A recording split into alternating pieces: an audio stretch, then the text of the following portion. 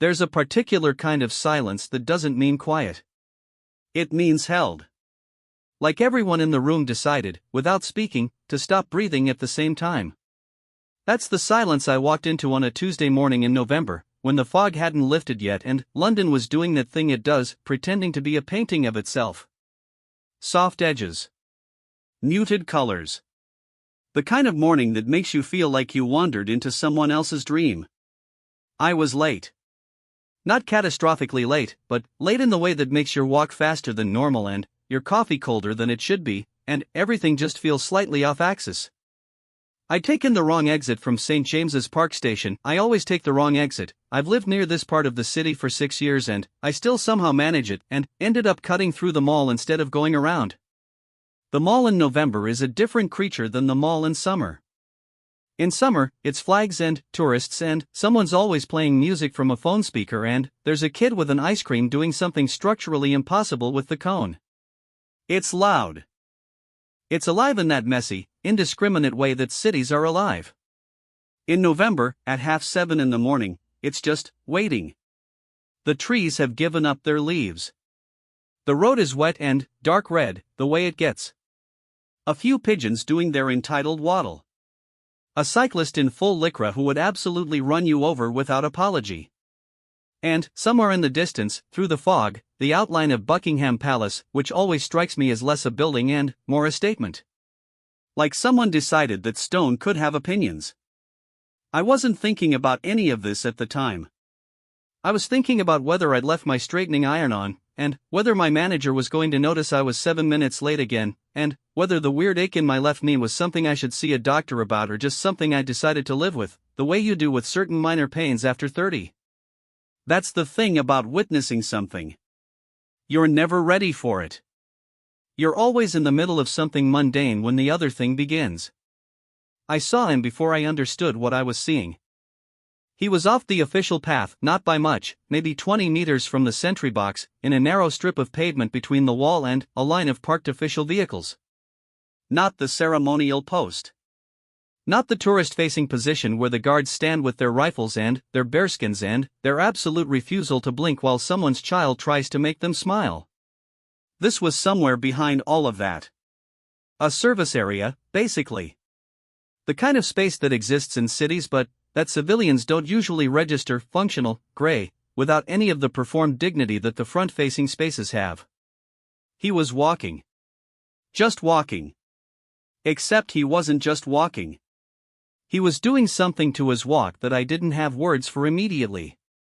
His arms at his sides, not swinging, not locked, finding some middle position that looked natural but clearly wasn't, in the way that anything rehearsed stops looking natural the moment you watch it too closely. He'd take maybe 10 steps forward, then stop.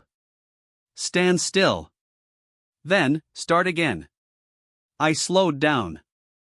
My brain was already trying to file this under something harmless. He's injured, he's doing a recovery exercise, he had something odd for breakfast. But none of those explanations settled right. Because it wasn't his legs he was concentrating on. It was his face. He was watching something in the window of one of the vehicles. Using the dark glass as a mirror. And every few steps, he'd check. Not checking his appearance, not straightening his uniform, he was watching the way his face moved when he walked. The way his eyes sat. The angle of his chin. He was practicing looking like he wasn't thinking about anything. I want to be precise about this, because I think this is the part that gets lost. He wasn't practicing stillness. Guards do that. You read about it, you see it, the training to suppress reaction, to hold the body like a held note in music, to become a symbol rather than a person for the duration of a shift. That's discipline with a function. That's a known thing. This was different. He was practicing motion. Specifically, practicing motion that looked like it wasn't being practiced. The walk of someone who has nothing to prove. The particular ease of a body that isn't being watched. And he couldn't quite get it. The walk kept coming out slightly too precise. Slightly too measured. The arms would start to swing and then self-correct, which is the wrong order. Natural arms don't correct, they just go. And every time that happened, every time the self-consciousness crept back in, he'd stop. Check the window. Start again. 10 steps. Stop. Check. Again. I stood there for, I don't know. Long enough that I was definitely going to be late. Long enough that the cold got through my coat in that seeping way it does when you stop moving. Long enough that I started to understand I was watching something private, something I wasn't supposed to see, and that made me want to leave and also made leaving impossible. His name, I found out later, much later, in a way I'll get to, was Corporal Daniel Osemensa. 24 years old. From Wolverhampton, originally. One of those Midland cities that London people mention in a slightly condescending tone and, then, feel guilty about. He joined the household division at 19, which means he'd been inside this institution for 5 years by the time I saw him. 5 years of the bearskin and, the drill and, the particular loneliness of being a ceremonial object. He was black.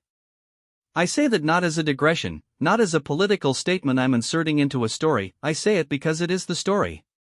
Because it is the reason he was standing in a service alley at 7:30 in the morning teaching his own body to walk like it had nothing to prove.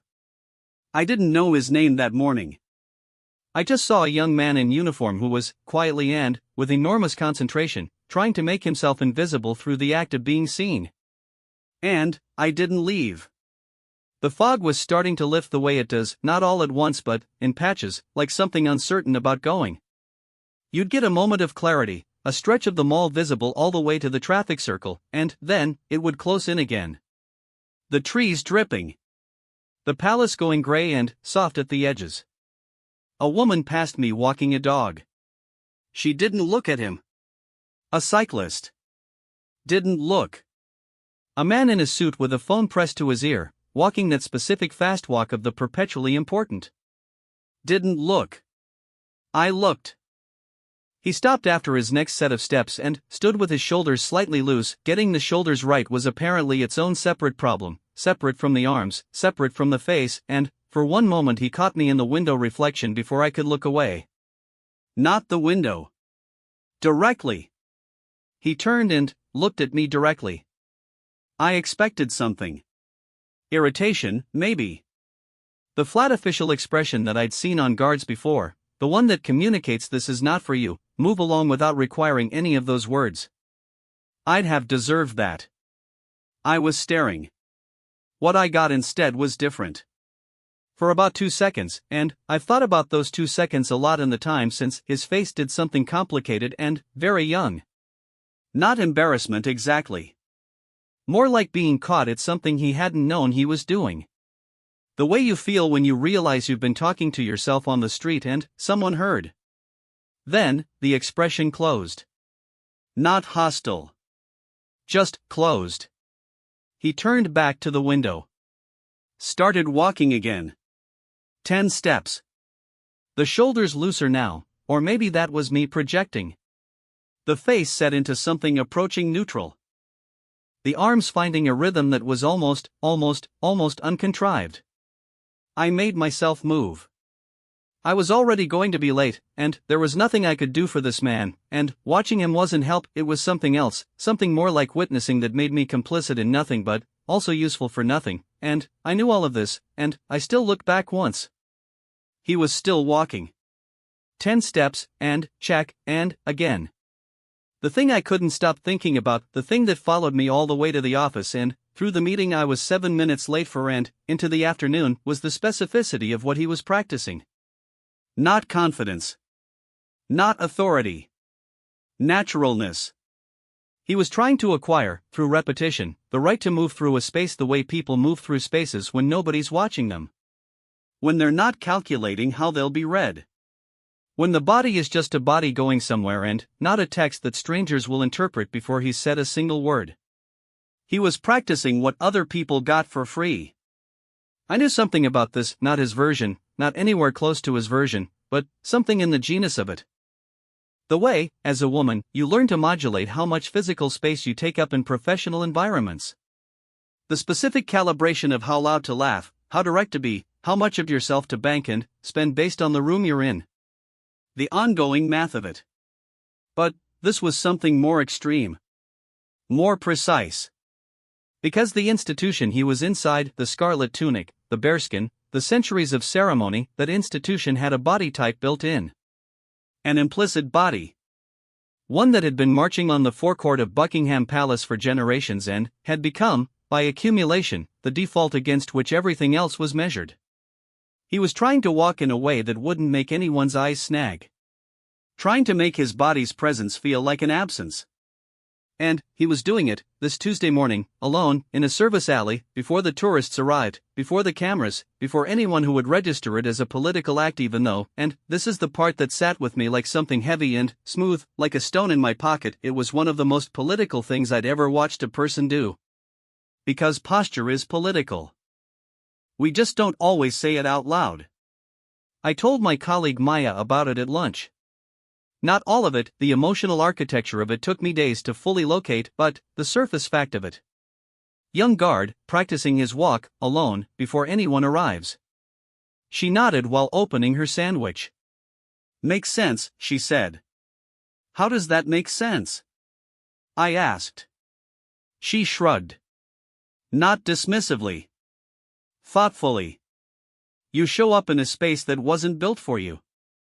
You either make yourself smaller, or you make yourself enormous, or you find the third thing. She picked a piece of lettuce off the top. Sounds like he found the third thing. What's the third thing? Unremarkable, she said. On purpose. I thought about that for a long time. Unremarkable on purpose. I thought about the precision of it. The discipline required to practice invisibility. The fact that invisibility, for some people, is not a failing but an achievement, something you have to earn, something you have to rehearse, because the world has decided, without asking you, that your natural presence is a statement. And statements require response. And responses are exhausting. And so you practice. 10 steps. Check. Again. 3 weeks later, I went back. I want to be honest about the impulse, because I've interrogated it enough that I think I understand it now. It wasn't morbid curiosity. It wasn't the journalist instinct. I'm not a journalist. I'm a grants coordinator at a small arts charity, which is one of those jobs that sounds more interesting than it is and pays significantly less than it should, and nothing about my professional life would give me access to or authority over a story like this. I went back because I couldn't stop thinking about the window. About the fact that he'd chosen a dark window in a service alley as his mirror. About all the things implied by that choice, that he couldn't practice this in front of other people, that the act of rehearsal had to be hidden, that the work he was doing on himself was the kind of work you do at 5 in the morning before anyone's watching, the way people practice crying faces in car mirrors or rehearse difficult phone calls in the shower. Private maintenance of a public self. And I kept thinking, what does it cost to do that every day? Not dramatically. Not in the way a documentary would frame it, with swelling music and a single tear. Just the plain math of it. The daily expenditure of having to prepare yourself to be unremarkable in a space that will, regardless, find you remarkable. I went back on a Wednesday. Different time, around 9, after the tourists had started arriving, when the mall had that pre-ceremony hum it gets. Cold still, but clearer. The kind of morning that's trying to be a decent day and might actually manage it. I didn't expect to see him. The changing of the guard happens at a time, and that time creates its own gravitational pull. People start collecting early. A lot of them. Families with children on shoulders. Older couples in matching waterproof jackets.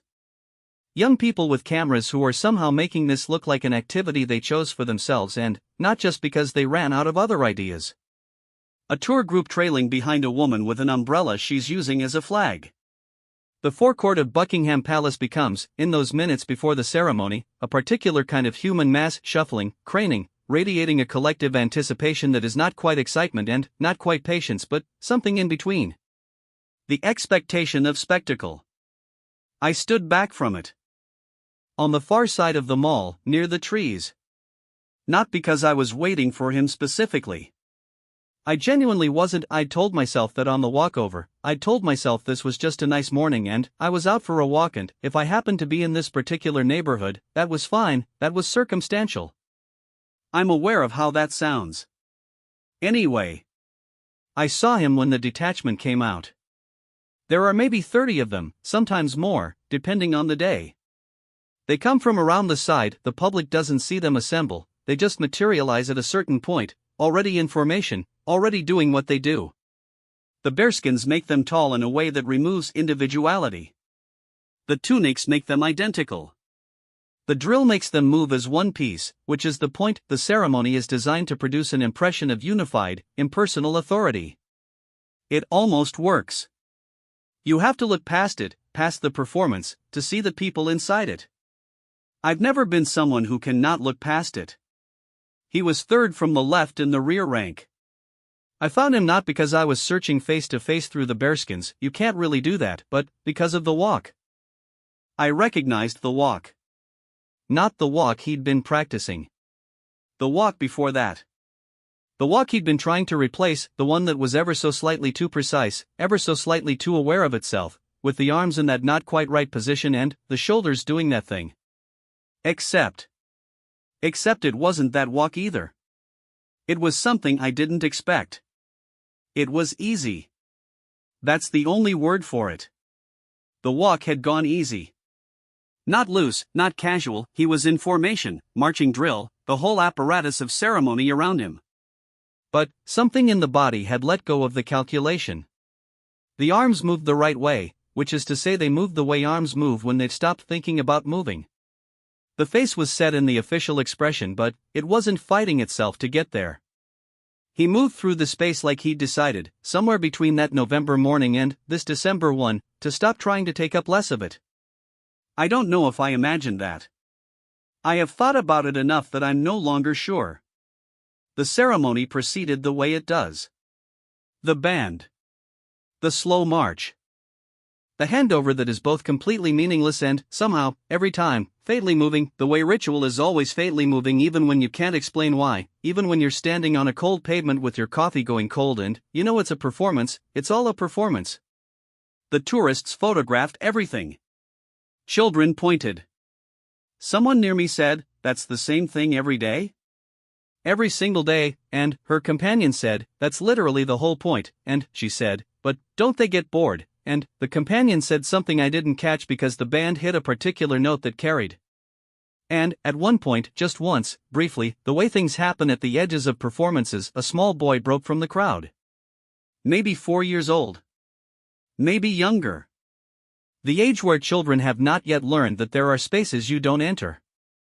He came through the perimeter in that toddler way, knees high, chin up, absolute confidence, and made it about 3 steps into the clear space before his mother caught him and pulled him back with the particular combination of embarrassment and relief that is the permanent emotional signature of parenting a small child in a public space. The boy laughed.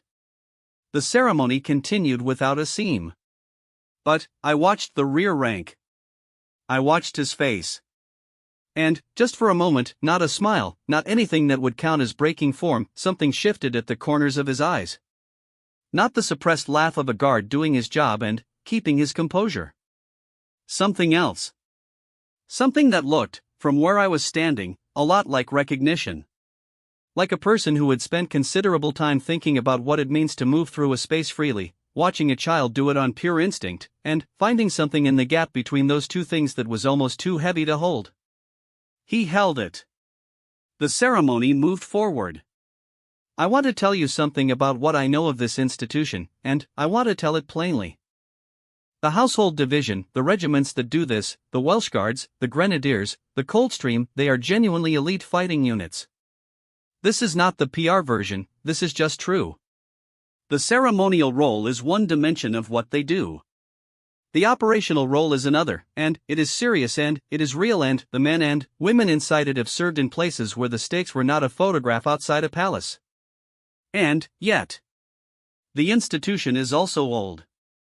Old in the way that things calcify where a certain image, a certain body, a certain type has accumulated enough historical weight that it becomes indistinguishable from the standard.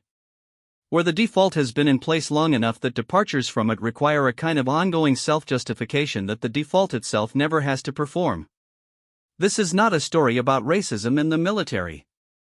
I'm not qualified to tell that story, I don't have enough information, I am not the right person. But, I am the right person to tell you what I saw. I saw a young man, alone, in a service alley, before dawn, practicing the act of moving through a space without making it political. And, I can tell you that the effort required for that, the sheer daily effort of trying to make your presence feel like a non-event in a space that reads it as an event, is a form of labor that I think most people don't see. Not because they're bad people. Just because they've never had to perform it. The body you're born into determines, to a degree that we don't like admitting, how much labor you have to do just to be at rest in a room. He was doing that labor at 7:30 in the morning with nobody watching. Except me. After the ceremony dispersed and the tourists started drifting, I stayed. Partly because I had nowhere urgent to be that morning. Partly because I'd started to feel, in a way I couldn't quite organize into a sentence yet, that this story, which wasn't my story, which I had no claim on, had somehow attached itself to me. The way things do when you've witnessed something you didn't ask to witness and, now you carry it whether you want to or not. A sergeant older, built like a piece of furniture that's been in the same house for decades, the kind of solidity that is less body and more accumulated decisions, came around the service entrance and called out something I didn't catch. 2 words. The detachment was sorting itself, the post-ceremony dispersal that the public doesn't see. And, from where I was standing, I watched Daniel Osemensa, still not knowing his name at this point, still just the young guard, still just the person from the alley, respond to whatever was called. He turned. He walked toward the sergeant. And, the walk, God. The walk was natural. Not perfect. Not ceremonial. Not the trained, precise heel-toe of drill. Just a man walking across a wet pavement toward another man, with his arms doing the thing arms do, his shoulders at the angle that shoulders find when they're not being managed. He'd got it. Somewhere in the 3 weeks between that November morning and this December 1, in some number of repetitions in some number of pre-dawn service alleys, he'd practiced it into his body until the practice disappeared. He'd made it his. I don't know if I have ever found anything simultaneously more ordinary and more hard-won than that walk. 10 steps. Not 10 steps to the window. Just 10 steps across a pavement. To wherever he was going next. I learned his name in February. Not through any official channel. Not from a source or a contact or some institutional disclosure. I learned it the way you learn most real things, sideways, accidentally, through the side door of a conversation you were having about something else entirely. My friend Kofi works at a veterans charity. Not the same type of organization as mine, his does frontline welfare casework, mine funds art projects. We're in completely different parts of the ecosystem, but we have enough overlap that we end up at the same sector events, the same rounds of funding conversations, the same slightly awkward standing around with wine moments at conference receptions. He's the kind of person who knows people. Not in the networking sense, in the actual sense, where he has a genuine and, apparently inexhaustible interest in specific individuals, in their particular stories, their particular problems. We were at one of those reception events in February. Someone had given a speech about military to civilian transition. Kofi was telling me about a case anonymized, he's careful, but with enough detail to understand the shape of it, of a young household division corporal who had requested counseling support through his organization. Not trauma counseling in the crisis sense. Something more specific, help with what the corporal had described as managing visibility. I put my wineglass down. What does that mean? I asked. Kofi looked at his hands for a moment. He said he'd been, practicing. Trying to move like he belonged. In the ceremonial spaces. On the street. Even off duty. He said he'd gotten good at it, technically. But, the thing underneath it was, the problem was that the effort itself was the problem. I don't follow. He'd spent so long practicing naturalness that he couldn't remember what natural felt like. The real thing. Kofi shook his head. He couldn't stop the self-surveillance. Even when no one was watching. Even in his own room.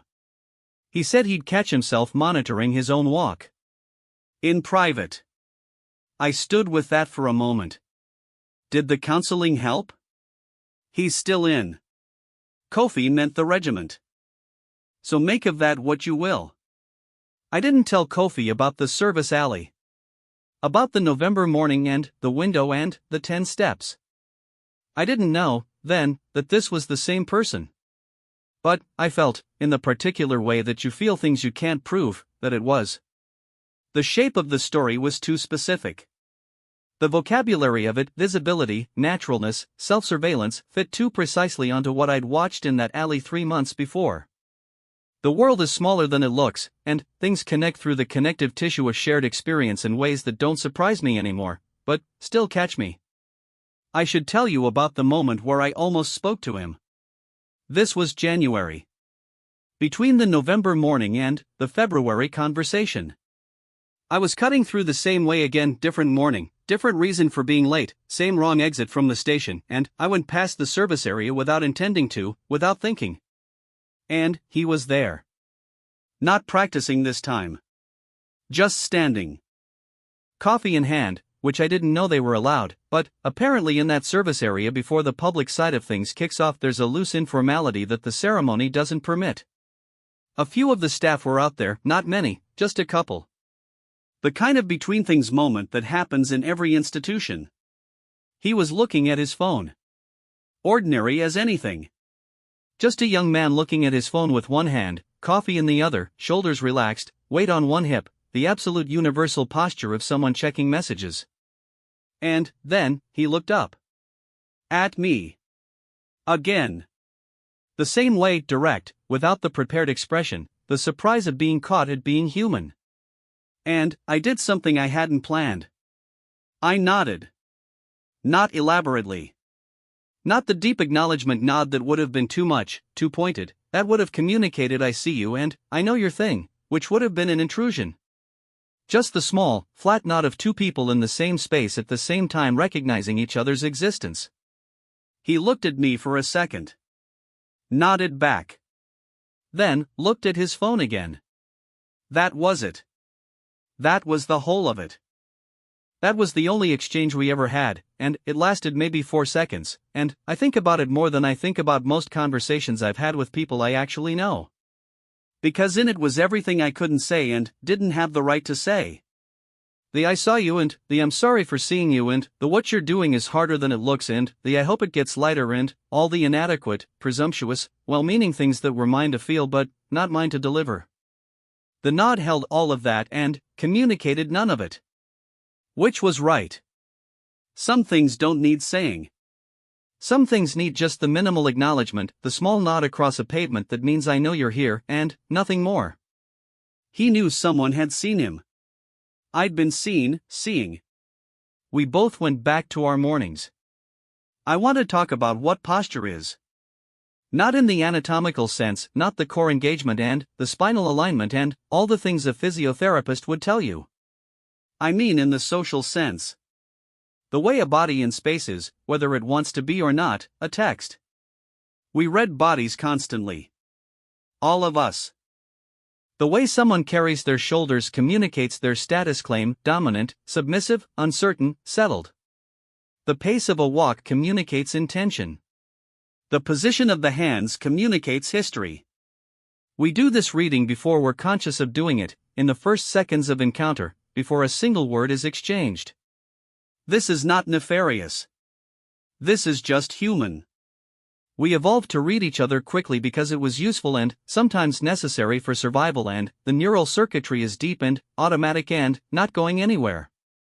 But, here's what happens when that automatic reading system encounters a body that has been, historically, assigned particular meanings by the culture around it. The reading picks up the cultural assignment too. Before the body has done anything. Before the person inside it has made any choice about how to present themselves, before they've walked or stood or gestured or spoken. The reading happens. And, the assignment has already been made. So the body responds. The person inside the body responds. They have, essentially, two options: perform against the assignment, which is exhausting because you're swimming upstream against a current that's faster than you, or try to disappear into the neutral, the unremarkable, the space where you don't trigger the assignment because you've made yourself too ordinary to read. This is the third option my colleague Maya described. Unremarkable on purpose. And that is its own exhaustion. Because unremarkable doesn't mean unseen. It means correctly seen as a non-event, seen as belonging, seen as appropriate to this space. Which requires you to surveil yourself constantly, to run the monitoring program every time you enter a room, to be simultaneously inside your body and watching your body from outside. It is, in the most literal sense, a performance of being a person. And performances are work. And work costs something. He is still in the regiment. I know this because Kofi mentioned it again, in passing, in March. That the young corporal, still anonymized, Kofi is careful, had found a different frame for the visibility problem. Not managing it. Not trying to neutralize it. Carrying it differently. I don't know exactly what that means. Kofi didn't elaborate and I didn't push. But there's a distinction in there that I think matters. Between trying to make yourself invisible and deciding, instead, to be visibly present in a way that you're choosing rather than tolerating. Between the walk that erases itself and the walk that says here I am and I have decided what here means. Between the 10 steps to the window and the 10 steps across the pavement. The second kind of walk doesn't mean the calculation stops. I'm not naive enough to think that. The world that required the practice doesn't go away because the practice changed. The eyes that snag on a black man in a scarlet tunic don't stop snagging because he's decided to own the scarlet. But something changes in the person doing the walking. Something that matters. There is a version of this story that ends with a dramatic public moment.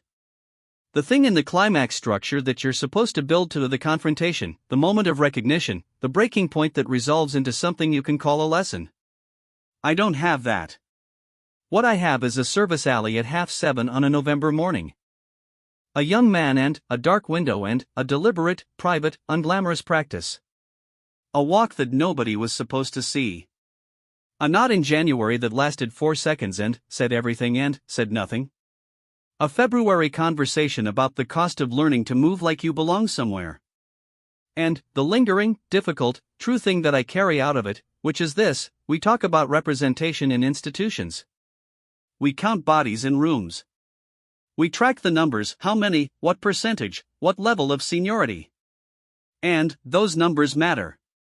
I believe they matter.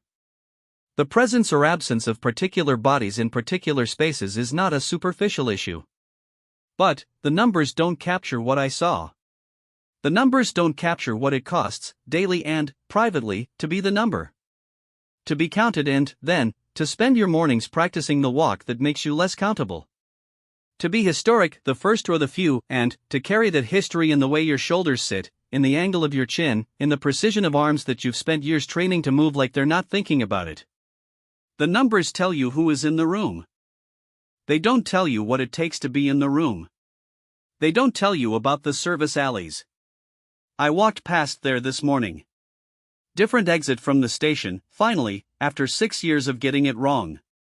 I don't know why I got it right today. Maybe I'd been paying more attention.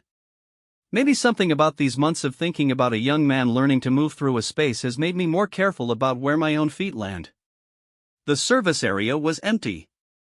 Just the pavement and the parked vehicles and the early morning grey of London doing its thing. The fog again, or the beginning of it. The particular quiet that is not quiet. I stopped for a moment, the way you stop at certain places once they've attached themselves to you. I thought about what 10 steps costs. I thought about what 10 steps makes possible. I thought about the window and what it means to need a mirror that nobody sees you using, to show yourself back to yourself in private, to practice being seen before the world starts watching. And then I walked on. Because that's all any of us do. We practice. We walk forward. We hope the body learns what the heart already knows, that you were always meant to be here. The fog had lifted by the time I reached the end of the mall. Completely, all at once, the way it sometimes does. The palace was there, solid and opinionated as ever. And the road was empty and wide and absolutely free.